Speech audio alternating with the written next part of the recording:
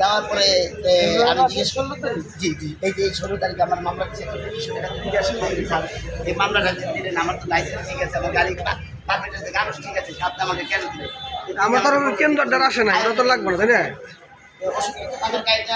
তারশো নাই আসছে কি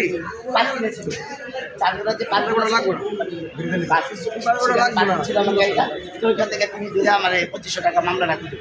তারপরে যাওয়ার পরে যে কিছুদিন আগে যে 3 তারিখে আমাদেরকে শক্তিপুর ব্রিজের উপরে দিলাম, শক্তিপুর ব্রিজের উপরে দিলাম আমার ওই জায়গায় আবার 2500 টাকা মামলা দেয়। সেই মামলা টাকাকালেই ওটার উপরে আবার 2500 টাকা দিই। এক মাসে আপনি 5,000 টাকার মামলা, জি, এক মাসে আমার 5,000 টাকা মামলা। মাসে আপনার কামাই কত? এক সিএনজিতে বর্তমান যে বাজারের অবস্থা, আগামীকালকে পাইছি 160 টাকা বেতন, আগামীকাল 160 টাকা বেতন পাইছি।